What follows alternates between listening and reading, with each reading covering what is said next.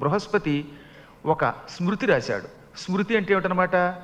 ఏమి చెయ్యొచ్చు, ఏమి చేయకూడదు, ఏమి చేస్తే పాపం, ఏమి చేస్తే పాపం పోతుంది, ఏది చేస్తే పుణ్యం, ఇలా కార్యాకార్యములన్నీ కూడా ఆయన ఒక గ్రంథంగా రాశాడు.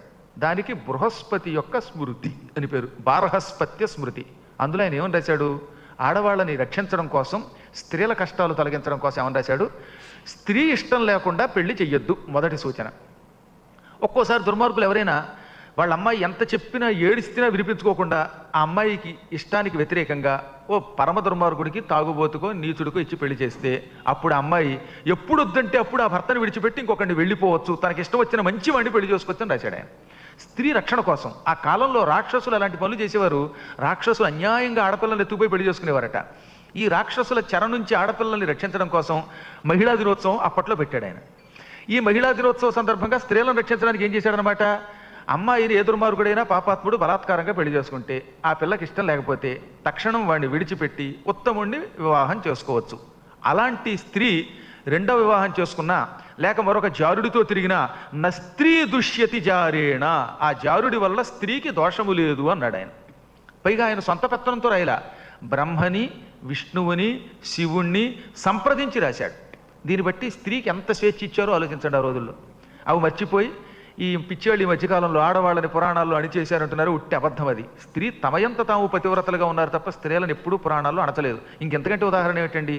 ఓ దుర్మార్గుడు పెళ్లి చేసుకుంటే వాడి వల్ల యాతన పడుతూ ఉంటే వాడిని విడిచి మరో వివాహం చేసుకునే అధికారం మరొకటితో వెళ్ళిపోయే అధికారం స్త్రీకి సుస్పష్టంగా ఇచ్చేసేట బృహస్పతి త్రిమూర్తులను సంప్రదించి. ఒకవేళ ఎప్పుడైనా పొరపాటున ఏ బలహీన క్షణంలోనో స్త్రీ కనుక వ్యభిచారం చేయవలసి వస్తే తర్వాత బయట ఉండడంతో ఆ దోషం పోతుంది అన్నాడు రెండవ సవరణలో. విప్రో వేదకర్మణ, విప్రుడు బ్రాహ్మణుడు పొరపాటున మద్యపానం చేయటమో వ్యసనాలో ఏదో చేశాడు అనుకుందాం, వేదము చదివినా విన్నా ఆ పాపం పోతుందన్నాడు. వేదకర్మల వల్ల విప్రుడు కేవలం బహిష్టు దోషముతోటి స్త్రీ ఇద్దరూ పవిత్రులవుతారు అని నీవు చెప్పావు. ఇప్పుడు నీ భార్యకు నువ్వంటే ఇష్టం లేదు, అందుకే నాతో వచ్చింది.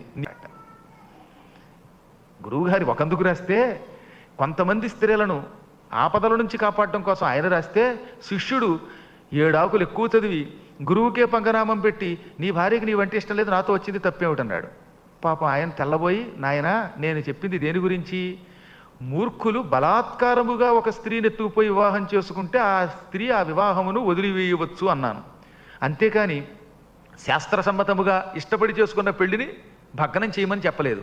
పైగా శాస్త్రంలో కూడా కొన్ని జాగ్రత్తలు తీసుకోవాలి. ఏమిటి?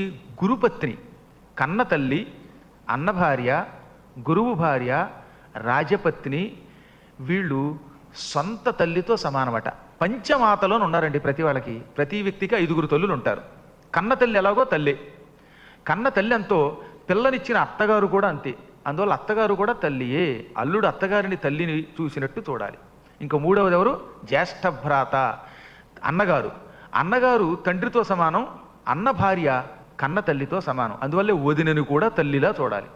ఇంకా 4వది పరిపాలన చేసే ప్రభువులు, చక్రవర్తులు ఉంటారే, అంటే కేంద్ర ప్రభుత్వం. మళ్ళీ స్టేట్ గవర్నమెంట్ లెక్కేయకూడదు. స్టేట్ గవర్నమెంట్లో ఏడమైన వాడైనా ఉండొచ్చు కాక, మొత్తం ప్రభుత్వం చక్రవర్తి యొక్క భార్య, ఆవిడ కూడా కన్న తల్లితో సమానం.